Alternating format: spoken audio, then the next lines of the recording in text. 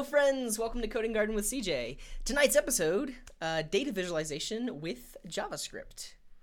So, in the description of the video is a link to this GitHub repo where I kind of have a rundown of what I'm going to be talking about, and also any code that I write tonight will be pushed up to this repo. If you're watching live, say hello in the chat, and I think we'll get right into it. So the main idea is there are a lot of different ways to visualize data with JavaScript in the browser. So I'm going to kind of talk about what are your options, what are some of the libraries that are out there, and then we'll pick a library and build some things with it. So first thing, what libraries are out there, then also talk about like which one should I use. So yeah, there are various libraries. Some are good for some things, some are not good for other things. We'll kind of talk about that. Yeah, then we'll graph some stuff with vanilla JavaScript. And then one thing to talk about is if you're using some sort of front-end framework, how you would go about using some of these libraries, because a lot of these libraries are actually doing DOM manipulation and things that kind of go around what a front-end framework is doing for you. So we'll talk about if you're using a front-end framework, how might you figure out how to visualize that data live.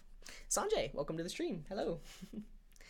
Okay, and also the things we're going to be visualizing, so we'll look at some Bitcoin historical data. That'll be fun to see like on a line chart.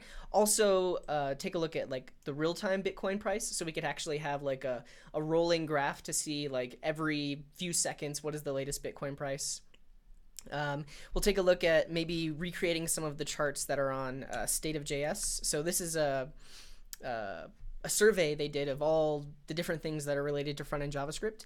And there are a lot of different charts and graphs in here about the breakdown of who's using what library and different things like that. So we might take some of this data and just recreate some of our own charts using the libraries that we come across. And then we might also even chart the different visualization libraries against each other. So like how many stars do they have on GitHub and how many downloads do they have? Maybe we show that in a pie chart or something like that.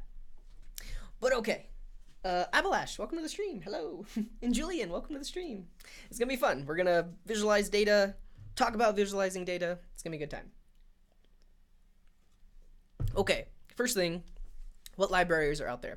Now, if you have been working in the front end in JavaScript for a while, you've probably heard of D3.js.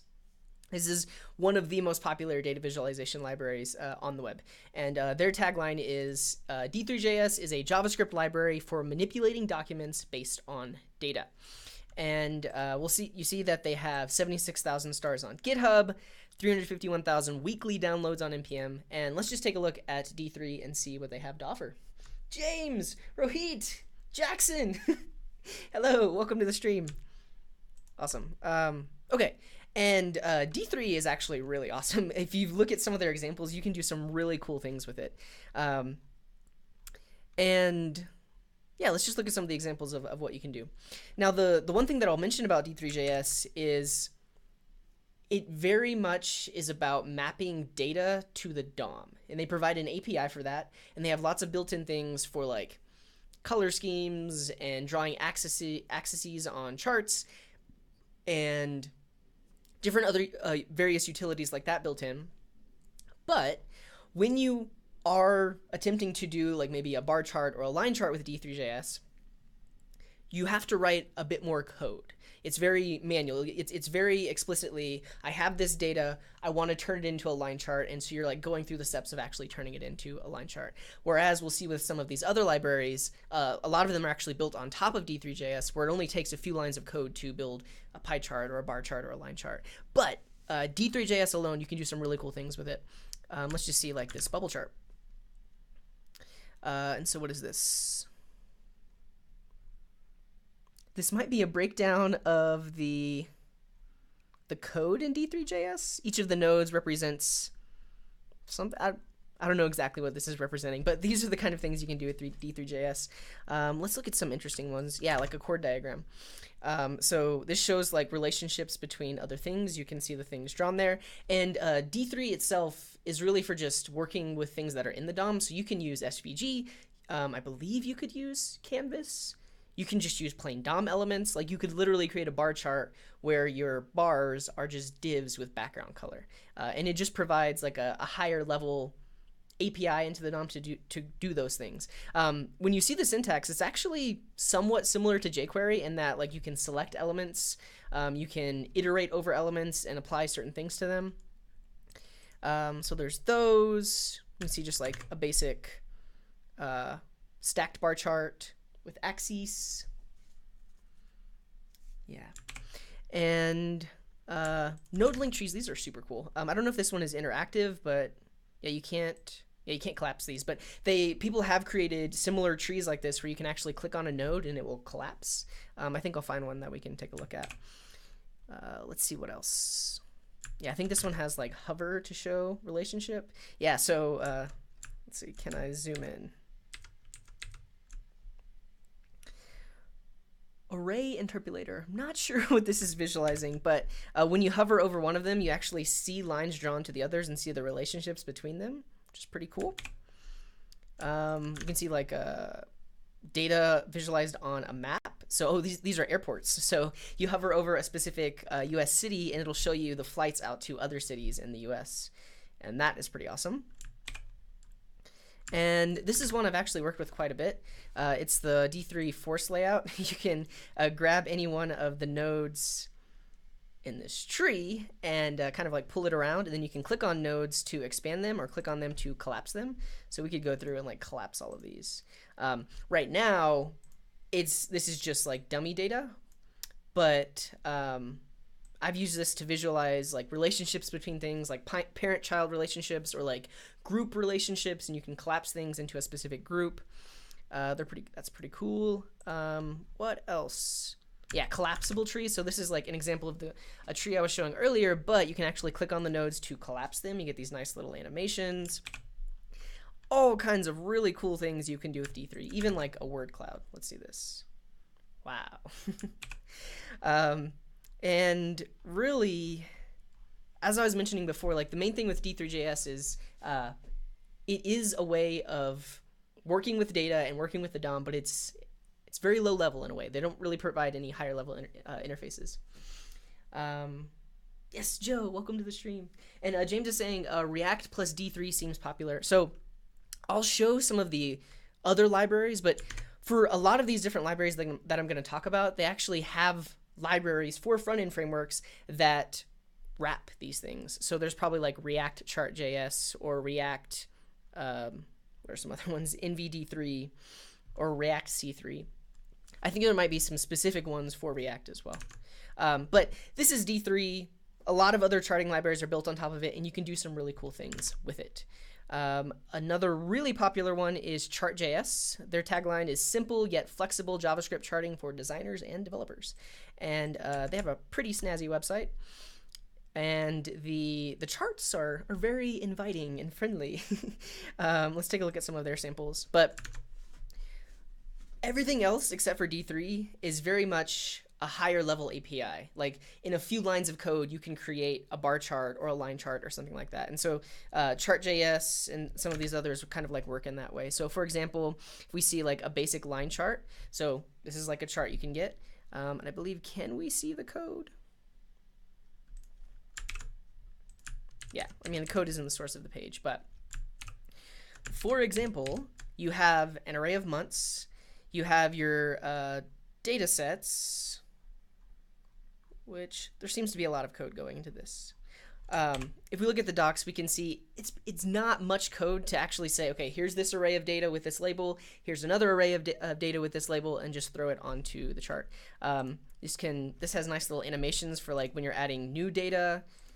It will actually animate that happening or moving data. So you can imagine like with real-time streaming data, you can have a nice little animation. Kaizen, welcome to the stream. Honors exams are done. Oh, congrats. All right. Yeah, so that's like a line chart. Let's see like a bar chart. You can see like even going into like a negative axis, add some data sets, add some data. Chart.js is pretty sweet. What else? Yeah, things like tooltips. You'll notice I can like hover over these different dots and get information about that specific dot, like what's the data point. And of all the other libraries, Chart.js seems to be the most popular, really just in terms of number of stars on GitHub and number of weekly downloads on NPM. Let's also take a look at Chartist. So their tagline is simple responsive charts. Now, quite a few of these libraries actually are responsive. So like if I resize my screen, well, not so much. This did have like an adaptive breakpoint, so it like put the chart on the next line. But you'll notice like as the screen gets smaller, it's just like cutting off the chart. They probably do have an API for like window resize, and you can actually adjust what you're seeing on the chart itself. But Chartist.js does this by default, which is pretty cool. So simple responsive charts. So you'll notice like I'll start resizing, they get smaller, and then it goes into like a single column layout. But if I keep resizing, they still keep getting a little bit smaller. So it really has like responsive built in. You don't really have to add any extra code to be able to do that. They also have like a nice clean look. I've worked with both Chart.js and Chartist. Chartist seems to be a little less customizable. So really, like if you're just wanting to build like pretty basic line charts and bar charts or pie charts without customization, it works great. But the moment, at least that I found, the moment you try to dive in and customize a little bit more, does not seem to play well with that. But I do like they have like line smoothing. They're really pretty charts.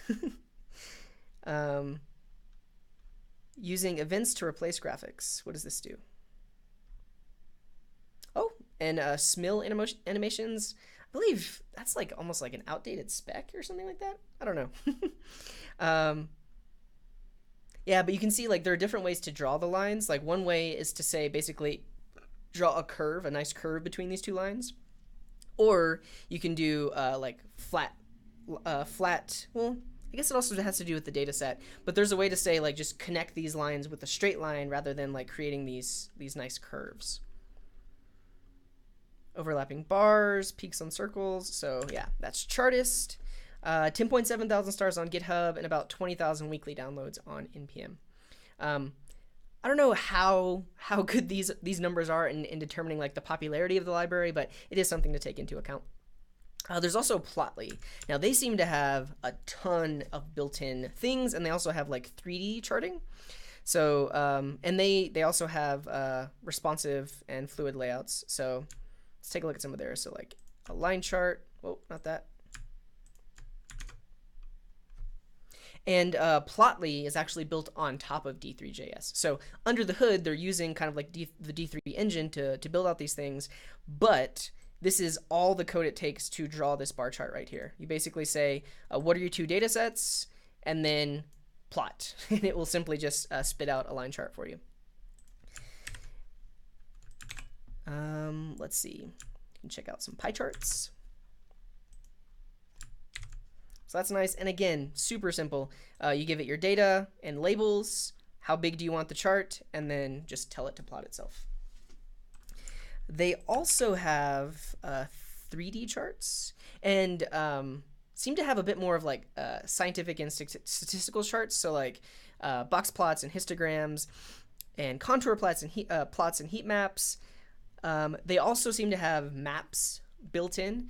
This is something you can do with just raw D3, but for these they provide like a higher level API, like a Choropleth map. Choropleth.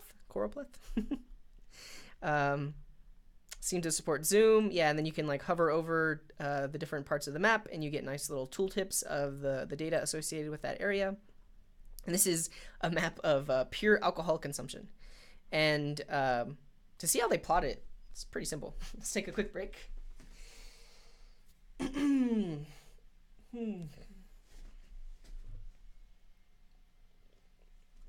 Oh yeah, while we're taking a break, let's check out the fish cam. Oh, his tail is right there. So he used to hang out behind the filter. Now he started hanging out in his little home. I think he likes to go in there to sleep because it's nice and dark. Daniel, welcome to the stream. Hello. But he's been pretty active all day, so he might not be very active on the stream tonight. And I like right before the stream, I've officially decided I'm gonna name him Dash. That name got 3 votes on the video that I made. But yeah, I will name him Dash. Cool. Back to it. So I guess the other thing to mention is, like, when you're working with different chart libraries, how do you get data into them? So for a lot of them, you can just request data using like fetch or some other Ajax library. And then once you have the data, pass that into the chart. But a few of these actually have a built-in way of requesting data and then using that data to actually chart it out. So all of the information on this Choropleth is inside of this CSV. And actually, let's take a look at the raw CSV. And so this is just the name of the country and then the alcohol consumption. It's just 2 columns. And so that data is inside of there. And then you'll see that there's this built-in CSV function. And so that gives you back an array of rows, and then you can do something with it. And so their unpack method basically just creates, let's see, a new array with the key at that given row. Let's see where they use it.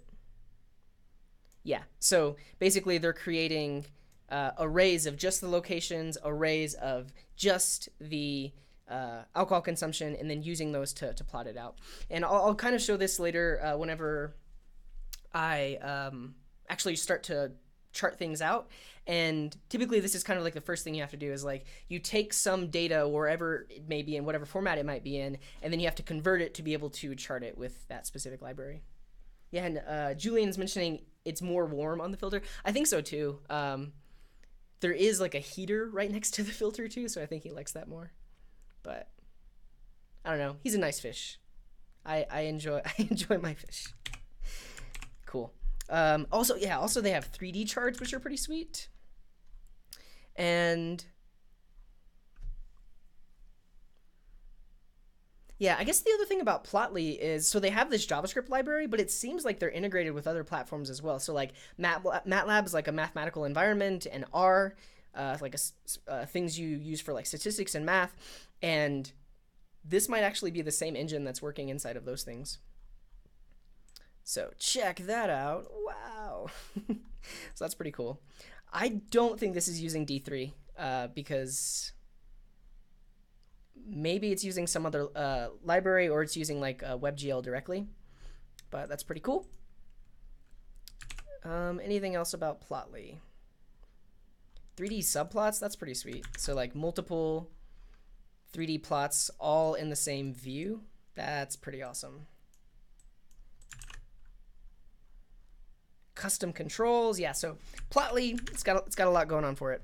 And then there's also C3.js. This is like a pretty basic, bare bones, like build out your charts, but this is built on top of D3.js also. So it's a D3-based reusable chart library that enables deeper integration of charts into web applications. So this one has about 7.7 thousand stars on GitHub and about 30,000 weekly downloads. Let's check out their site. They don't have the prettiest site, but it works. So I think this will, like, yeah, this loads dynamic data. You can see how that works. You can hover over the data set to have that one highlighted. They have nice little tooltips. But this library is essentially using D3.js under the hood. Let's check out some examples. So we saw the line chart. Let's see, like, a bar chart. Yeah. I think one thing that they like to showcase is like dynamic data. So you'll notice in this code example, you start off with just 2 arrays of data. Say we're building out a bar chart, and then they have this just a set timeout that loads in some new data. And so if I refresh the page, after 1 second, you see that data pop up. So if you're getting data from an external API or multiple APIs, you can actually like kind of like stream the data in a way. Let's also see stacked area chart. Nothing's happening. No, oh, there we go. Just took a second. So that's cool. Yeah. It seems to me C3 is like pretty basic, pretty bare bones, but I'll talk about this later when you're deciding on like which chart library do you actually want to use. Like if this is all you need, like why use something that provides a lot more? So that's that. I don't think I've showed any donut charts yet. So yeah, you can do that. You can, with most of these libraries, you can do that. You'll notice that this is doing it did multiple set timeouts. So after a few seconds, it just loaded more data, which made the donut recalculate and show that new data. What's happening? Did VS Code switch? Oh, I might have. Okay, cool. So that's C3. NVD3, also built on top of D3.js. Let's check it out. This one has 6.5 thousand stars on GitHub and about 23,000 weekly downloads on NPM. Yeah, so this project is an attempt to build reusable charts and chart components for D3.js without taking away the power that D3.js gives you. This is a very young collection of components with the goal of keeping things very customizable, staying away from your standard cookie cutter solutions. So they provide like the basic charts, and then you can customize them more if you really need to. Let's see some examples. This is a scatter or bubble chart. Nice little overlays when you're hovering over different data elements. Let's see. You can see a pie chart. Again, cool little tooltips. And it seems that because they are saying that they're like a more minimal library, there's a bit more code involved than there would be with something like C3.js. So let's look at like the code required for this line chart with like an area thing inside of it. So this says add graph. The model you want is line chart, setting up some margin, telling it to show all the axes. Yeah, I honestly wonder if it's possible without doing those things. Like maybe if there's some built-in default options. But you'll notice like if we compare the code that it takes to build a basic line chart with C3, right? Like I mean, you can really even ignore these set timeouts because this is what it takes to build that chart versus the amount of code it takes to build out this chart. But again, this allows you a lot more customization because you almost have access, well, you do have access to the direct D3 library for adding different labels and really just customizing it to your heart's content. And then this is just a data generator. Cool. Let's see. Any requests in the chat for some things you'd like me to click on in terms of these demos, or like what kind of charts do you want to see, or are you interested in building? Love to hear from you, because in a minute we are going to build some charts. So I'm also going to ask like what of these libraries that I've shown you, which one would you like me to try? I think I'm not going to do D3 because I do want to start out with just some basic line charts, and we technically could do it. It would just require a lot of code. And when I do talk about choosing a charting library, that's kind of one of the things to think about. Like if you're building standard run-of-the-mill bar charts, line charts, pie charts, you probably don't want D3.js because it's going to require a lot more code. And then just a couple more before we build some stuff. There's also Tao Charts, which is also built on top of D3. Nice website, cool little graphic. Let's check out their docs. So if I want a basic line chart,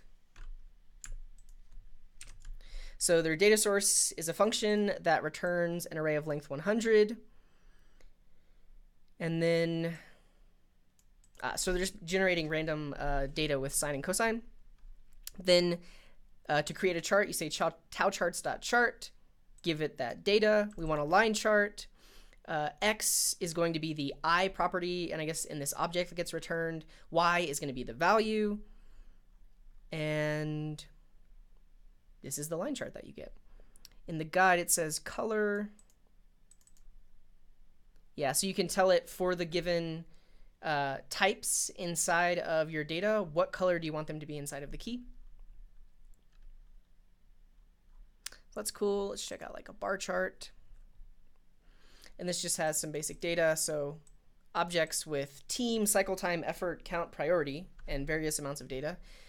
You pass that data in, tell it you want a bar chart, tell it what the X property is and the Y property is, and then tell it to render. And then you get a nice little bar chart there. Cool. Rodrigo just joined. Welcome. Yeah, thank you, chat. You're being kind to me. They were saying like kind of start off with some of the more basic ones. I think that'd be an interesting thing, Kaizen. So use something like C3 and then something that takes incoming user data and plots it. So like you could type a number and then it throws it up in the line chart or something like that. And then Julian's asking, what, does one library include WebGL? I think so. So I think the Plotly library that we showed, I believe when you saw those 3D charts, that is WebGL. Whereas things like this, you could do just with basic DOM manipulation, but a lot of these are actually using like SVG. Let's see. Yeah, so this is an SVG, and then you can see all the different elements under the hood that they're creating under there. Cool. I threw this one on the list because when you're using D3, you won't necessarily have like full browser compatibility with like older browsers, but Flot supports all the way back to IE6. It has about 5.5 thousand stars on GitHub. Let's check it out. It is, let's see, basic example. It's not the prettiest, but these charts will work in IE6, which is something you cannot say for some of the D3 based libraries. Interesting. So they're showing like a bar with a line all in the same graph. Rand, welcome to the stream. Chart.js.org is one of the libraries that I was looking at. Let's see with Flot. Is there anything else I should show with this? Turning a series on or off. That's cool. Yeah, but again, this isn't the most advanced library, but it is supported in a lot of different browsers. And then lastly, Google Charts. Because they're from Google, they're not published on GitHub or NPM, but it is a pretty popular chart library to bring in if you do want to use it. So they have, let's see, bar charts and area charts and bubble charts and calendar charts. Let's see.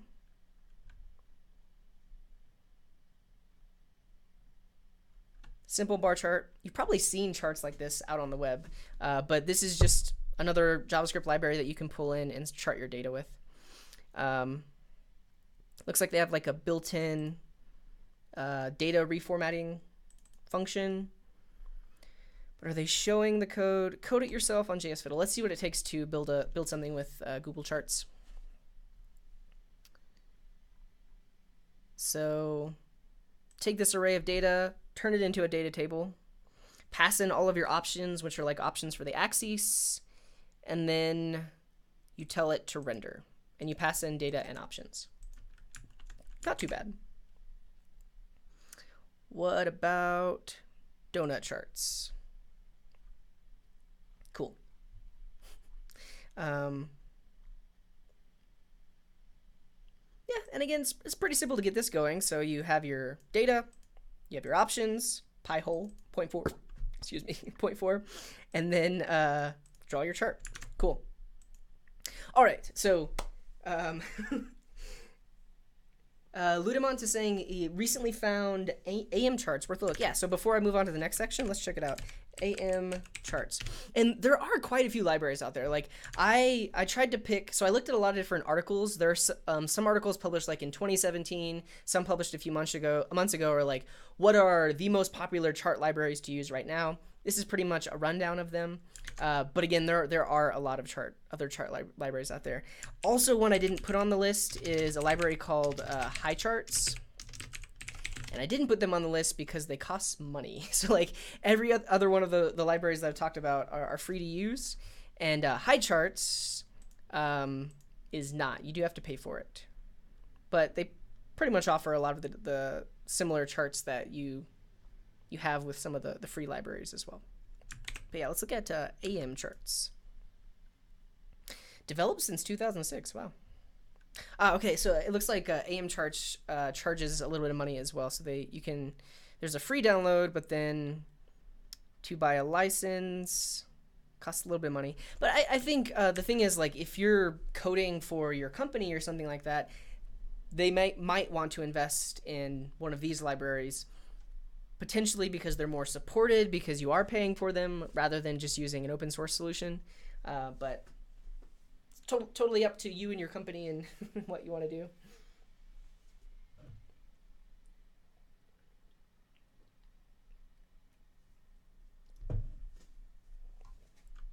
Okay, let's talk about why to use what, or what to use what. Which one should you use? So if you need something that is extremely customizable and you're really trying to do some like original data visualizations where you need to be in complete control, D3 is probably the way to go. You have complete and total access. You can pretty much change anything you want. And that, if that's what you're going for, you definitely want to use D3. Requires more code to get it working, but if you are looking for customization, D3 is the way to go. For anything else, like classic charts, bar, line, pie chart, anything else is going to be a lot easier than D3.js, because especially the libraries that are written on top of D3.js, because they've already gone through the work of writing the code it takes to build out a bar chart and then just making it a few lines of code to let you draw your charts. And then when you are trying to choose between all these different libraries, some things you might take into mind. For one, does it have the chart that you need? That's pretty much the first reason why you would choose one of these libraries. And I mean, and kind of where I'm coming from is like, I don't really ever need to visualize anything too complex. I just need like a line chart or a pie chart. So really, whichever one is easiest to work with and like looks good, I'm okay with that.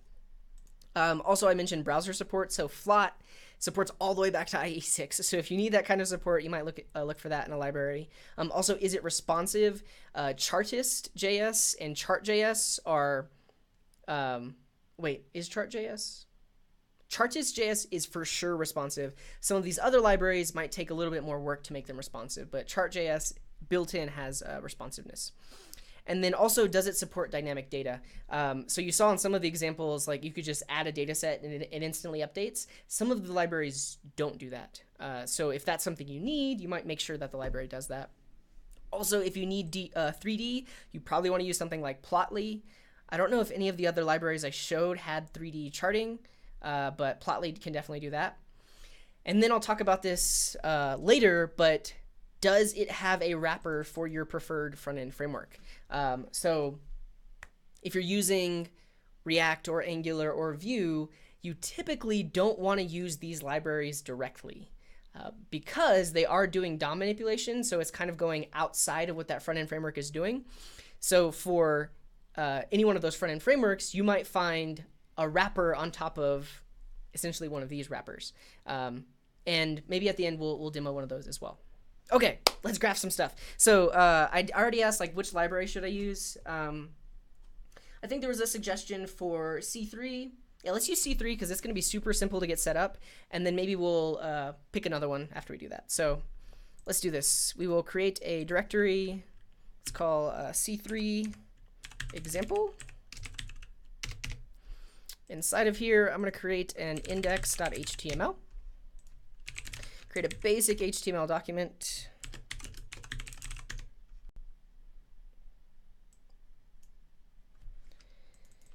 No styles, and we'll pull in our scripts down at the bottom. Create a main.js, and then let's go grab C3. So to pull it in, you actually can pull it in from a CDN. So you can download it locally, but I think CDN.js should have this. Let's look for C3.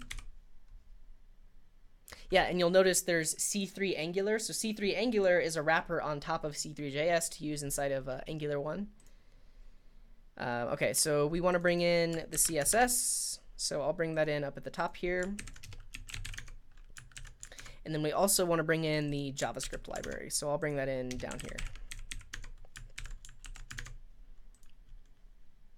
Cool. If we look at, yeah.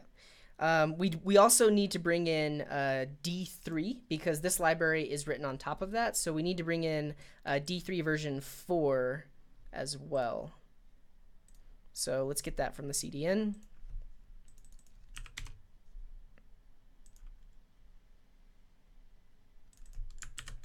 Cool, and you want to make sure that you bring in D3 before C3 because it is dependent on it. Okay, so we got that. And let's generate a chart. So let's go into our examples. Let's just grab like the basic line chart. We'll just throw this in there. If we can get it to render, we'll put some real data in there. So in our main.js, we'll throw that in there, and let's give it a try. So let's go into C3, pull up light server, and something broke. Let's see. Hard refresh.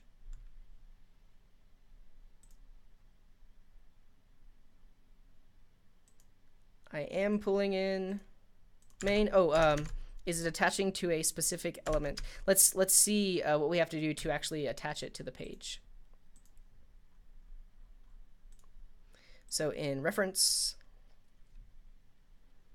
the CSS selector or the element with the chart will be set to. So in my index.html, let's just create like a main, and that is where we're going to actually put the chart. And let's give this like an ID of chart.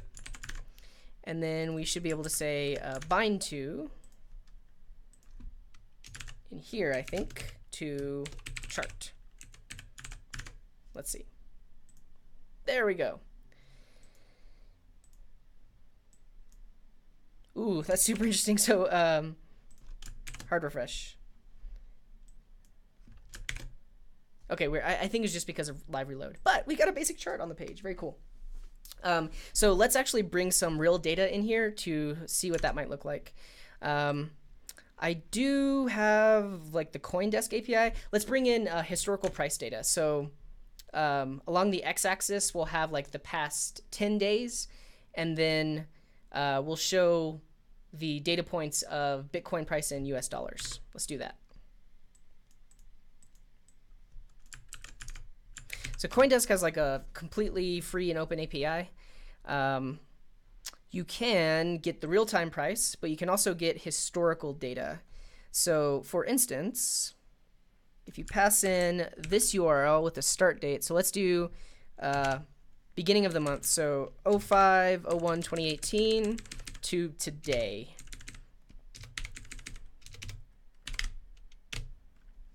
Cool. And so I get an array where the keys are the date and the value is the Bitcoin price on that date. Let's get this data. If we look at their headers, I think we should be able to request it. Like, are they setting access control allow origin? Let's see. Yeah, so we should be able to just make this request with fetch and then reformat this data so we can actually plot it. Let's do that. So let's store the URL. Whoa. Like that. And then we'll do a fetch for that URL. We'll get back the response. We'll turn that response into JSON. And then let's just log that result.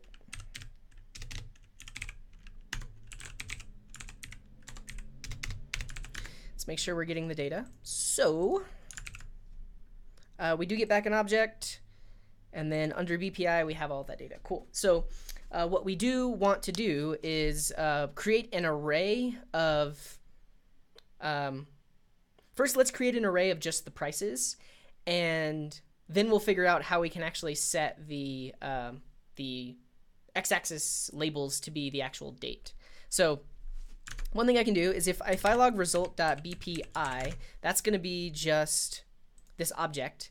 And there is a built-in object.values, and that should just give me an array of all of the prices. So let's say prices are object.values of that. Oh, and let's log it. Cool. So now I have an array of all the prices, and let's plot them. So let's put this into a function so that we can call it after we get the data. So let's say like chart data, and we'll pass in the prices.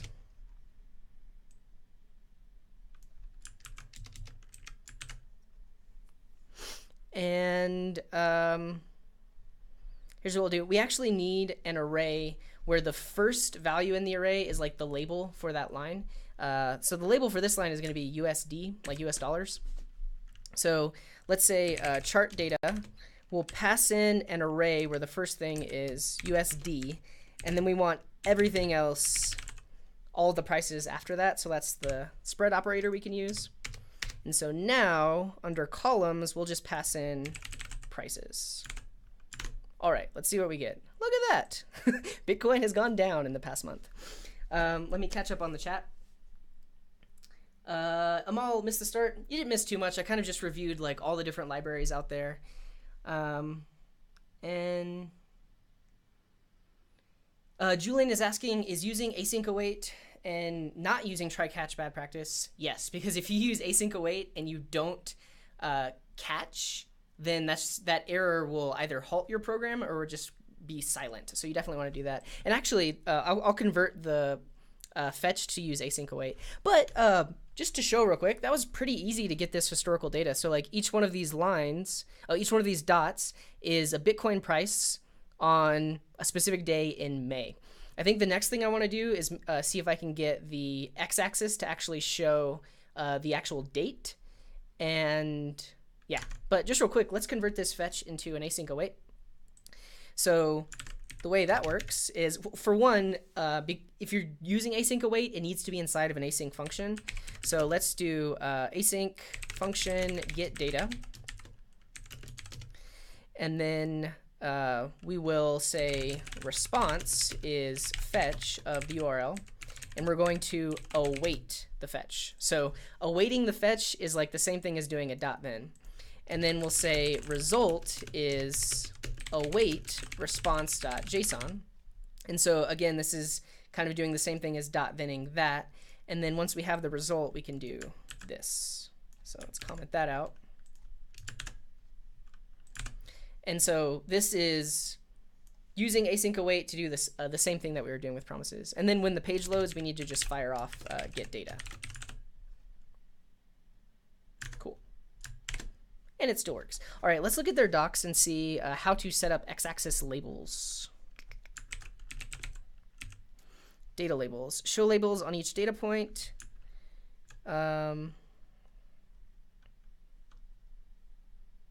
Yeah, so question from Amal. Can the points be labeled, displayed on hover?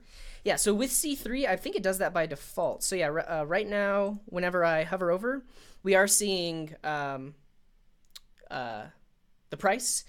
But I think once I get the x-axis labels, it will also show on there like the specific date of that data point. So let's figure that out. Is there something for x-axis?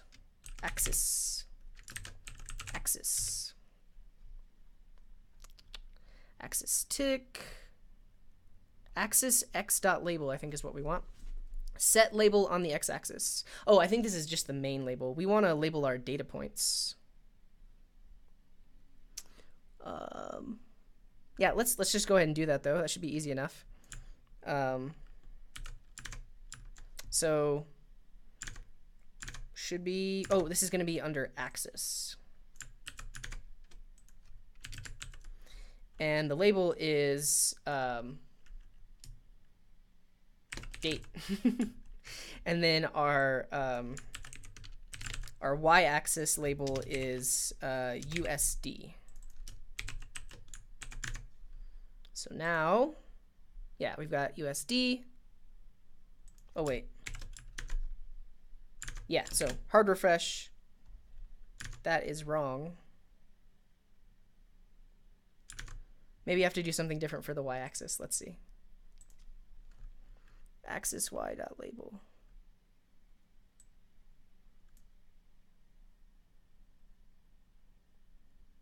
Yeah, question in the chat from Joe. So object.values converts the values into an array. Yeah, so one thing I did there is like when we get back the data from the API, result.bpi is an object where the keys are the dates and the values are the prices. So if you say object.values, that just pulls out the values from the object itself. I think depending on the browser implementation, it might pull them out in a different order. So maybe I need to do something there, but yeah, we can see real quick the data we're actually getting back. So we get this object, and if you say object.values, you get an array with all of the values. There's also object.keys, and that will give you all of the labels. That's what I'm going to use once I figure out how to add the x-axis label. Amal is saying tick.values. That sounds right. Let's see. Tick.values. Yes, perfect. Set y-axis tick values, and we'll also do it for x-axis. Yeah, that's the winner. Okay. So this says axis x and then tick. So right where we're putting in the label, axis x tick, the values we want here are the dates. So let's also pass in the dates to this function. And we'll say const dates are going to be object.keys of result.bpi. And then we'll also pass the dates in to the chart data. See what we get. Hard refresh.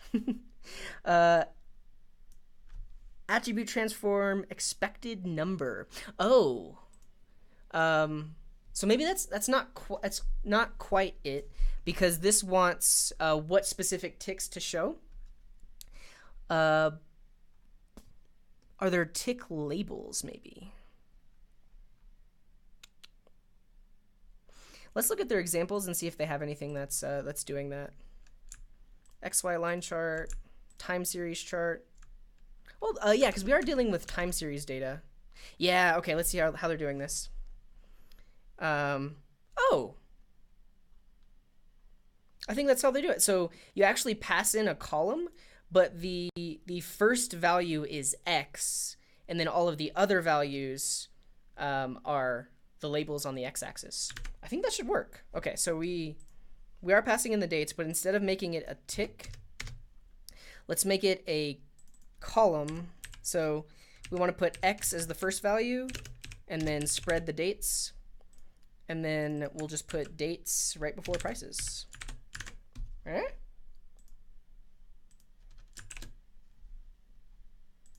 That didn't work. Let's see what else they said in here. So, oh, X is X. You also have to specify that. So I think that tells it that your X labels are going to be the data that is labeled as X. And then we also need to say time series as the type on the x-axis.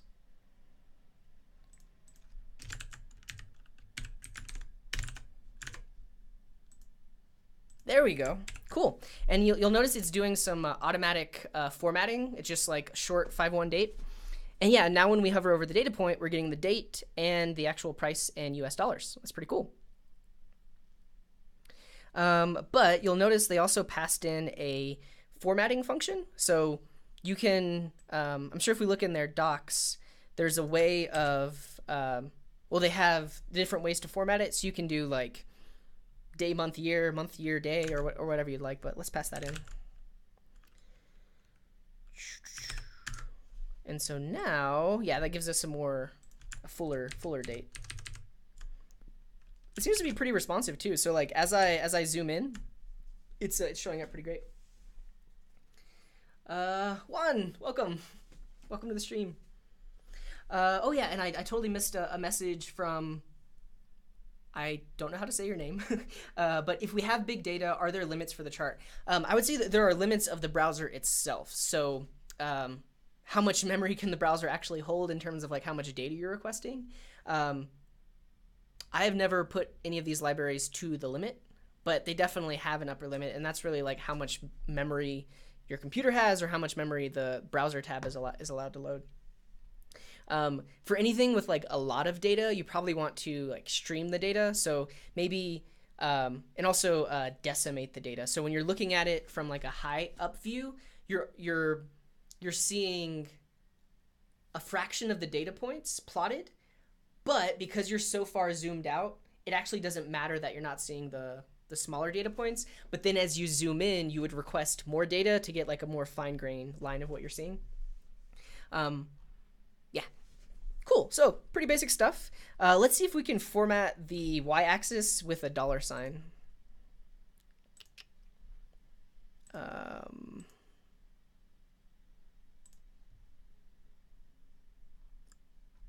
Okay, back to reference. Search for money, nothing. Search for $. A formatter function can define for each data by specifying as an object data.labels.format. Okay. Yeah, so easy enough. So on the y-axis tick, we'll use D3 to format it as a $.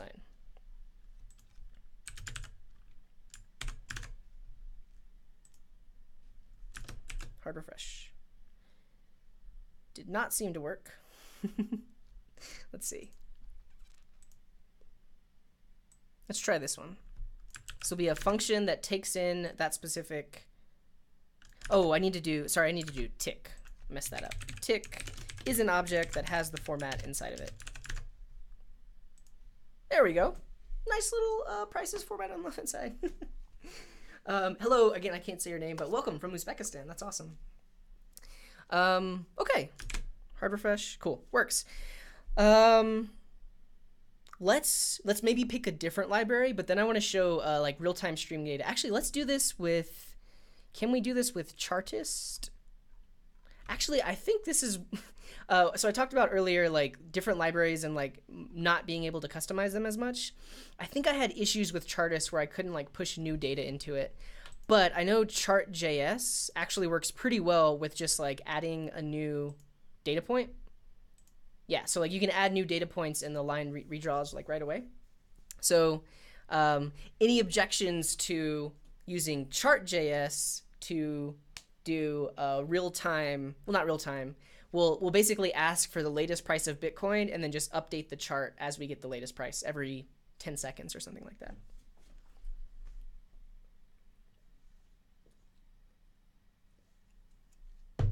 Here, in this example, I will link to where I found these docs. So main thing was in the examples, time series was definitely what we wanted to figure out how we did the x-axis. And then what else? Yeah, in the reference, whoop, sorry. Formatting as money was actually pretty easy to find. This thing here.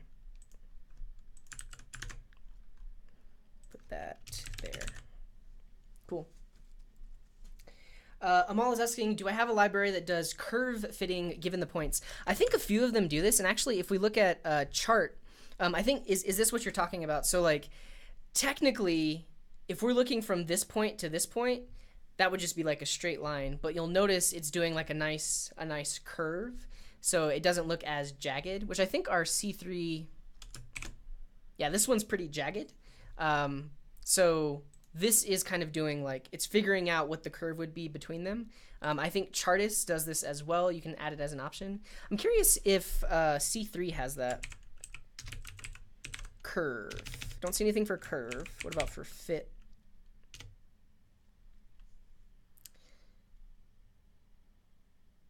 Oh, well, this I don't think this has to do with that, but this will show all of the x-axis items instead. Let's see. Let's try it. This is going to be under tick. So under tick, we'll do fit is true.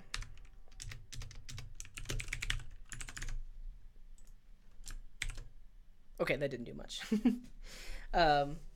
Yeah, and Amal is saying, yes, fit multiple points on a smooth curve. That's pretty much what this library is doing.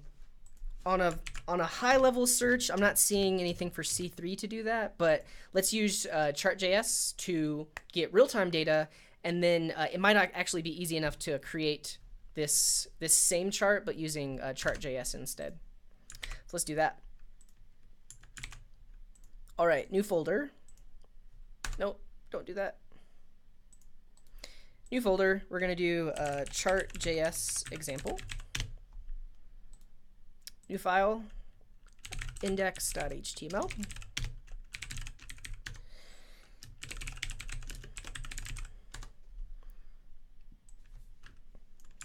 pull out the CSS, put our script down at the bottom. We will create a main.js, and let's figure out how to install Chart.js.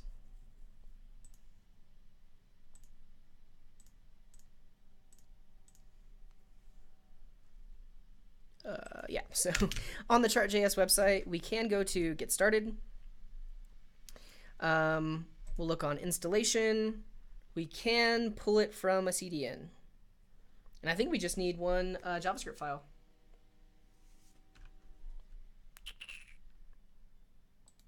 Yeah, I guess we don't have to bring any CSS or anything like that. Let's do it. So right above our JavaScript file, we'll bring in, whoa. That's not doing what I want. There we go. Cool. So we brought in Chart.js. We have our main.js, and then let's look at getting started. So first we need to have a canvas on our page.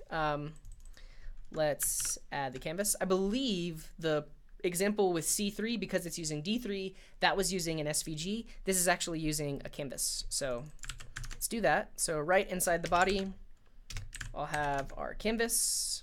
Let's just call this chart. And they are bringing in the library there. Then we can create a chart. Cool. So let's look at line charts. Example usage.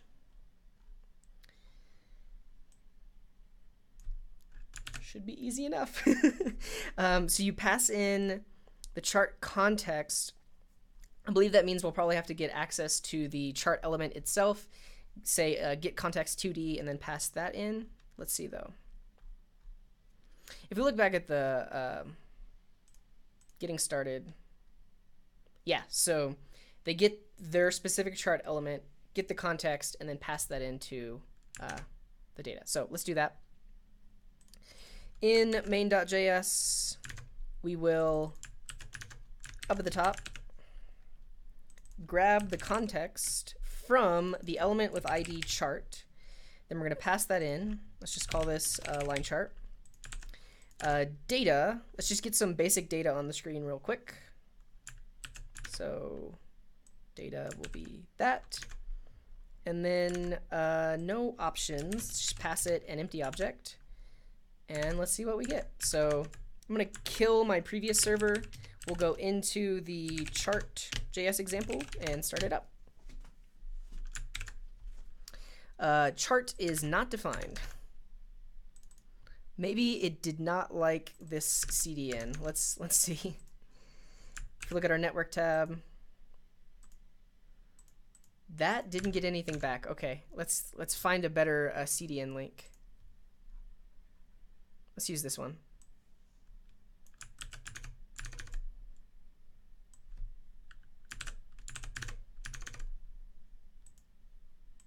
Okay.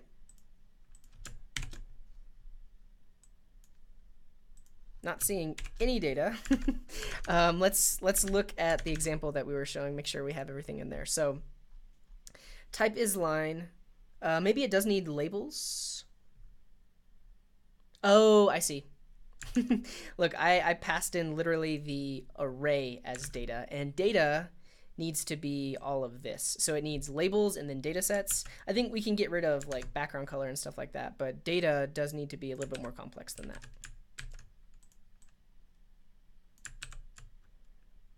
Whoa. Object with those things inside of it. Okay. Bring that over. All right, what do we got? Broken. Unexpected identifier. Let's make sure I'm doing this right. So data has labels. Oh, comma, right there. There we go.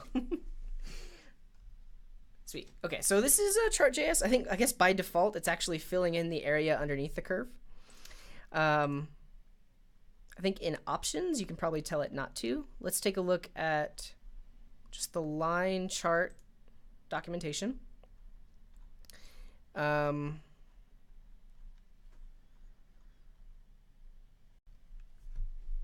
a quick stretch.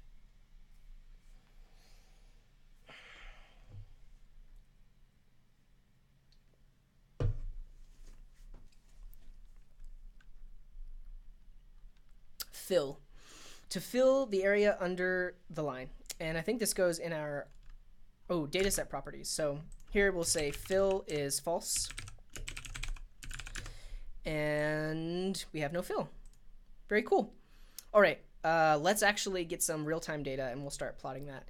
I think, again, we want to configure the left-hand side to be in dollars, and then the labels down here are actually going to be days. Let's see if they have anything for time series in their documentation. Time, axis, time.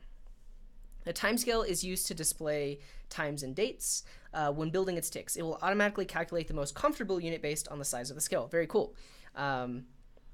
So x-axis data points may additionally be specified via the t attribute when using the timescale.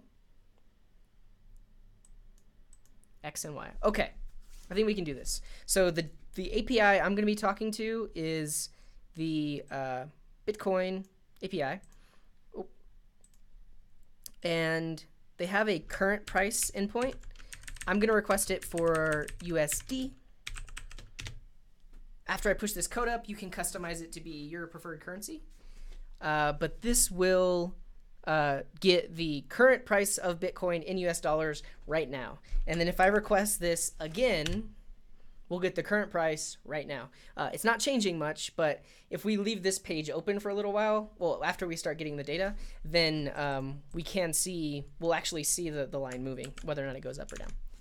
Okay, so let's actually, before I even get the data, let's make sure that I can actually push data into this data set and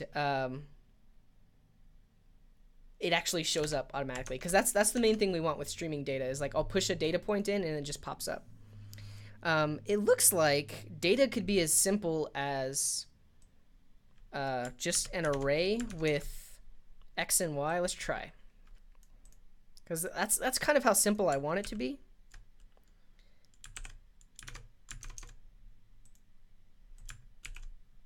No, that didn't work. Oh, that's this data property. Okay. And then I think that means that, well, let's get rid of labels, see what happens. Okay. But if labels had like 2 values in it, then we would see those values there. Okay, so what else do we have to specify to make this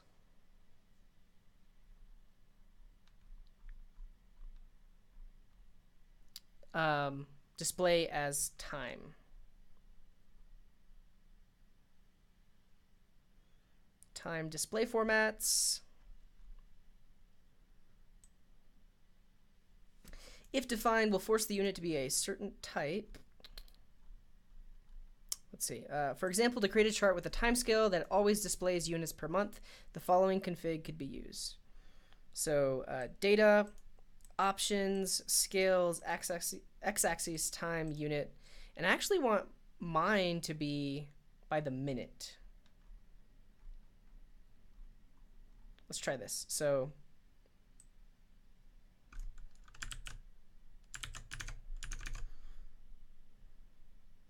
this is going to be under options and then scales. So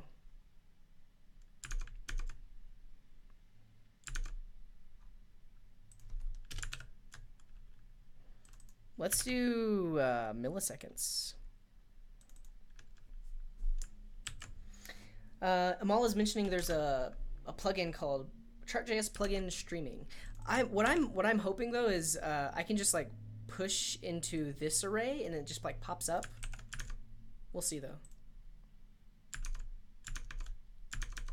Wish they had some examples of actual streaming data though, or not streaming, time series data, because there aren't any direct examples and the documentation is a little like split up. Like this is how you do that, but they don't show like a full example of timescale. regardless, main thing is I want to be able to say, okay, like let's say this is data, and then like I have a variable up here called data that's equal to that, and then I also have a variable called labels that is equal to this.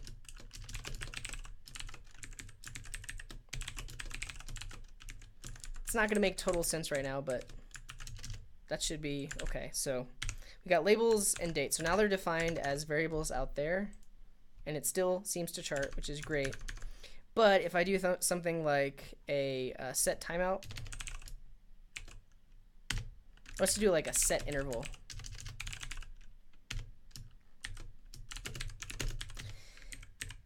Every 1 second, I'll say labels.push new date, and data.push an object with the x value is a new date, and the y value is 10. Let's see what happens. Cannot read property skip of undefined. Let's make sure I did that right. So data has an x and a y.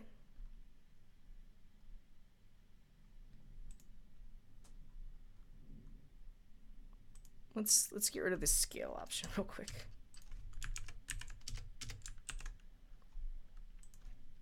What if we push into data before we push into labels? Let's see.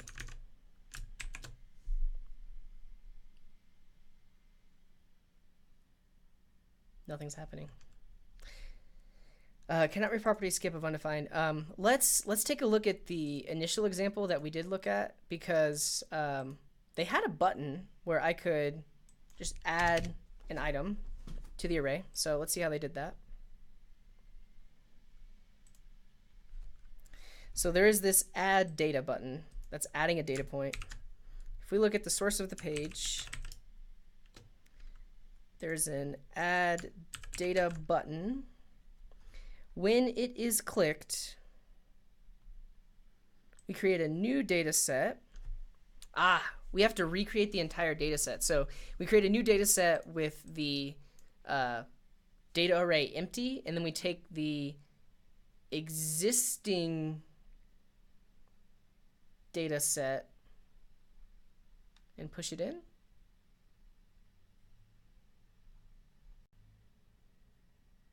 Oh, sorry, add data. This is what we want, not add data set. Config.data.labels.push month. Okay.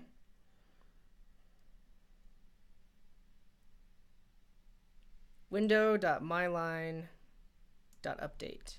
So we do need to call update. Maybe that's an issue.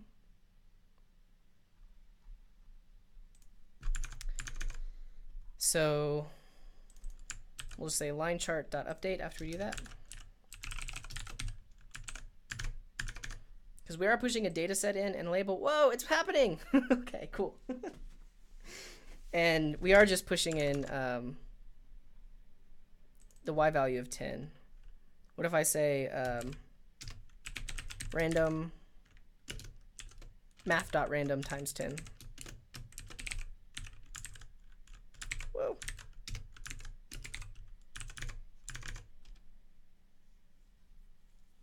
That's nice. Okay, so that seems to work. So if we're actually getting data from the API, then we can make this happen. and then we'll work on the x-axis to format them to not be like the full date like that. Okay, cool. All right, so that's good to go. Let's do this. So now we want to actually make the request to the API. So let's make a URL, which is going to be where we get the latest price, which is this endpoint. Okay, and then let's make a function that just says get data or get latest priced. So we'll have an async function, get latest price. We'll get the response from awaiting fetch to that URL. and then we'll get the result from awaiting response.json. And in the result, we will have access to result.bpi.usd.rate_float.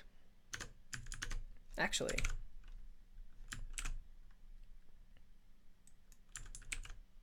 cool, we'll do that. So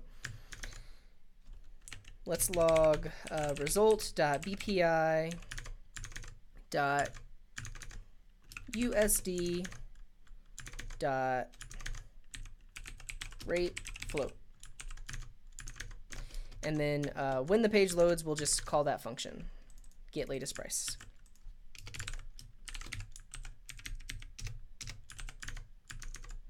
So we're just calling it once, but okay, so we're grabbing the latest price. We also have the updated value.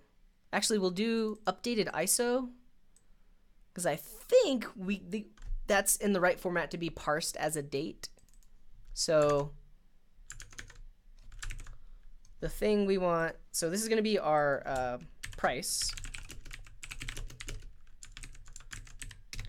And then the time of that price is going to be result.time.updated ISO.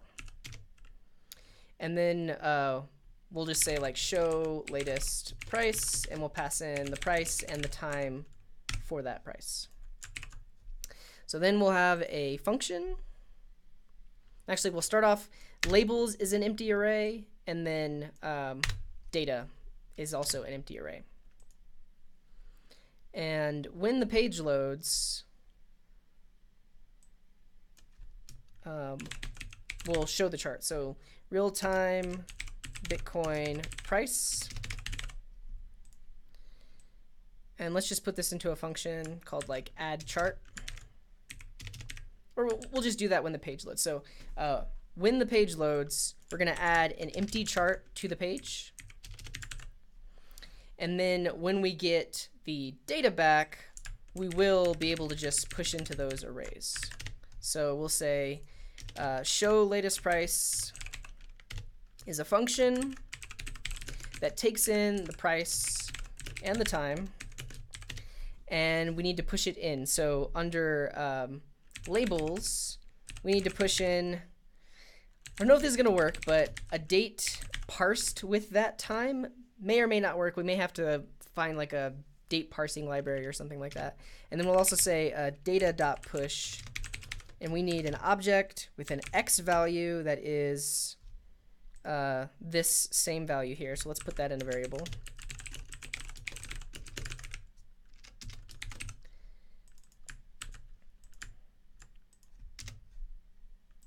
Our x value is going to be date time, and our y value is going to be price. Eh? All right, so let's see if we get one thing on the chart when the page loads.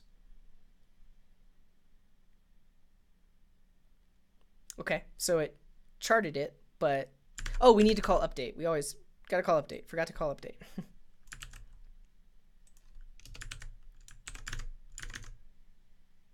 There we go. So that's that. So now we'll set an interval where we just get the price every second. So here we'll just say, well, let's do this. Instead of setting an interval, at the end of show latest price, we'll do a set timeout. So set timeout with get latest price, and we'll do that in 1 second. All right. 1 data point, 2 data point. Okay. let's leave that running for a while, and then maybe eventually we'll see the price go up or something like that. Let's also figure out how to format these. Well, hey, price went up. Let's take a quick break.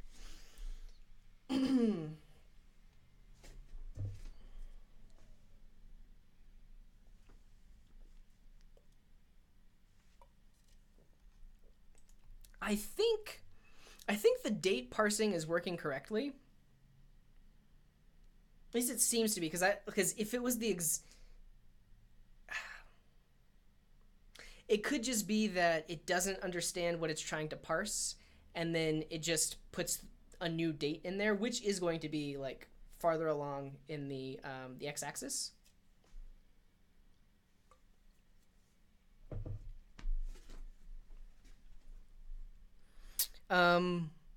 Price is going, buy Bitcoin right now. Price is going up. Okay. Let's just figure out real quick how to format the x-axis, because that is really long. Really, we just want it to be the time. Actually, yeah, we should be able to do that. So, when you create a date object, date.get time, not quite. There's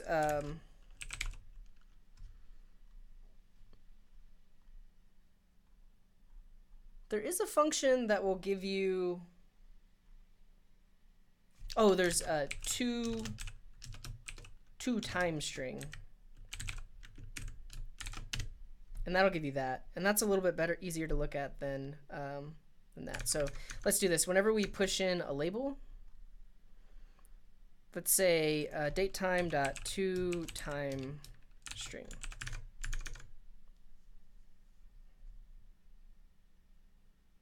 Okay, it's a little bit better. I think I'm okay with that. And it seems that Chart.js is pretty responsive, so as you resize the screen, you'll by default the canvas is taking up 100% width. Cool. That was fun. Let me see what I have in my README. Cool. We looked at static data. That was like really just getting the thing up and working. But in both of these examples, we're seeing actually getting data from an API. We really aren't having to do any reformatting. I mean, in a way, like we're getting back specific data points and then we're just passing that into the array. A lot of times, you'll get back some data from an API and you actually do need to reformat it to fit into your charting library. So for C3, we kind of had to do that. We used just like object.keys and object.values to be able to pass those in. Other times, you're actually going to have to do some iteration to massage the data into something that the charting library will accept. So that's a thing. Looks like the price is staying pretty static for right now. Yeah, I have been streaming for a while, so I think I'm going to call it there for actually trying out these libraries. Let's, unless anyone in the chat has any comments or suggestions for what something I should try or something they'd like to see, I do want to talk about how do you use these libraries with a front-end framework. And mainly because these libraries are doing direct DOM manipulation, and when you're dealing with a front-end framework, they're typically in charge of handling DOM manipulation, like under the hood. So if you want to use one of these libraries, typically you have to write a wrapper around it so that it actually works with the framework, or you can use an existing wrapper. So let's say, for instance, we wanted to use C3 with React. I believe there is a C3 React library. So let's just search for it, C3.js React. React C3, a component wrapper for C3.js. And that's the other thing. Like a lot of these wrapper libraries will actually create components that you can just drop into your app. So let's see how this works. So set up your data, and then you get access to this component called chart. You pass in your data, and this will actually render out a chart inside of your React app. But it looks like this library is built on top of C3. It's pretty old. This one is more recent, has more stars, and that's something to look for as well. Like when you're searching for these libraries to use with your front-end framework, see how many stars they have, see how active the repositories are. Like this one, last update was in 2016, whereas this one, last update was a couple of months ago. And let's see how it works. So yeah, so you actually get access to this component called C3 chart. You pass in, you set up your options just like you would if you were doing it with vanilla, but you pass that in as a prop to the component, and that will actually render out the chart. And I'm guessing they have access, you have access to all the different types of charts. You just specify those as a prop to be able to render out those different charts with like C3. And really I'm just, and so like this one, less number of stars and was updated a long time ago. So of the 3 that I found, probably the second one is one you would want to use. And really for any of these libraries, this is kind of the process you want to go through to find something for your front-end framework. So let's find something for Vue. So C3.js Vue. Someone's done a gist of it. So somebody may have not written a library for it, but they might have shown how they did it. Let's take a look. So we have a Vue component. We're pulling in C3. We're actually defining a component called C3 chart. And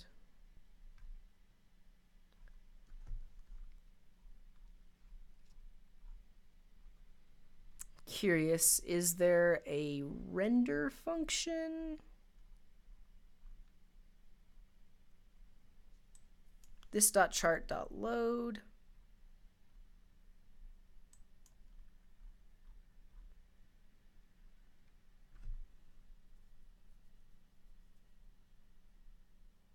Yeah, I'm not seeing it, but somebody basically wrote this gist that is using the C3 library inside of a Vue app.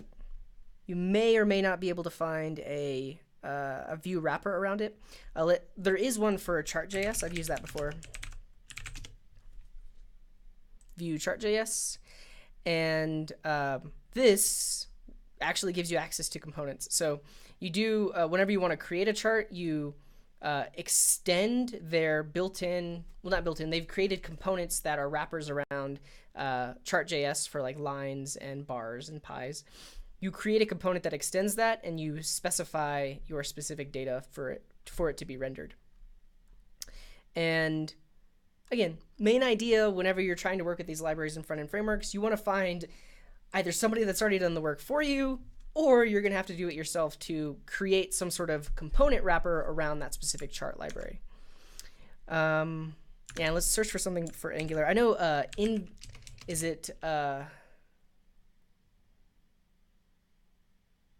there's something for Angular D3 charts. It's specifically created for Angular. Let's see what it's called. NVD3 for Angular. I know this is a Angular 1 package though, but this is an NVD3 wrapper that you can use with Angular.js. And let's see how they use it.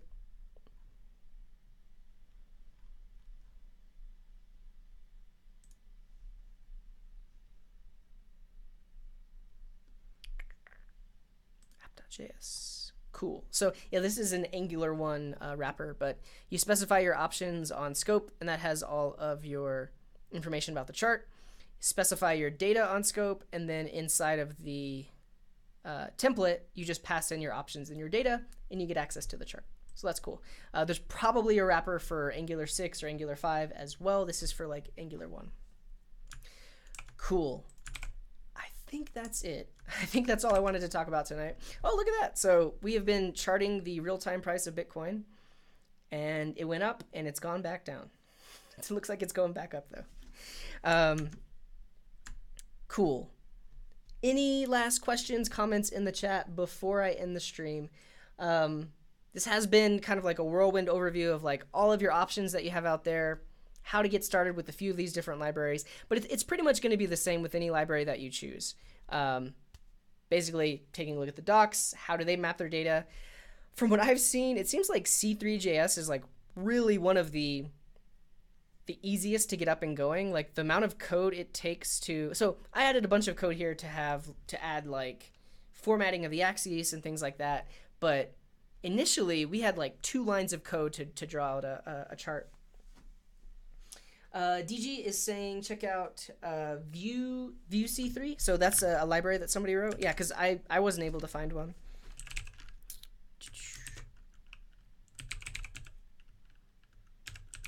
Vue-C3. Oh, that's the wrong thing. Okay. Yeah, it was updated 10 days ago. We've got about 30 stars. a reusable component for C3 charts. So this person is doing the hard work for you. Let's check out how you use it. So you pull in the C3 component, get access to it, and then inside of your template, you tell it you want a view C3. And interesting, so you're actually emitting to the component what your data and options are so that it can actually chart it. Very cool. Yeah, and I'll push up this code. I'll also throw in some links to some of the different chart wrapping libraries that I found, so you can take a look at those as well. Thanks everyone for tuning in. This was a fun stream.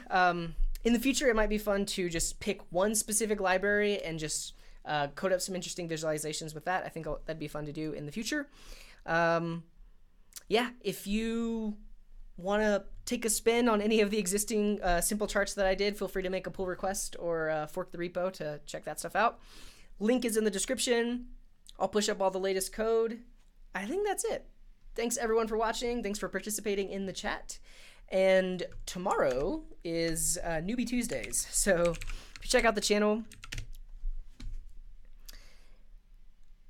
tomorrow at 3:20 p.m. Mountain Time, we are going to be building an Electron app of sorts. We haven't officially decided what it's going to be, but we're going to do Noob Electron tomorrow at 3:20 p.m. Mountain Time. Before I go, let's check out the fish cam. I think he's sleeping. He's probably sleeping. Let me see where he's at. Oh yeah, he's he's in the head. I don't think we can see him from this angle, but his tail is sticking out of this eye over here. Hey Jackson, thanks for tuning in. Amal, thanks for tuning in. Everyone else, have a wonderful morning, afternoon, evening, or night, wherever you are in the world, and I'll see you next time. Thanks for tuning in. Here's this.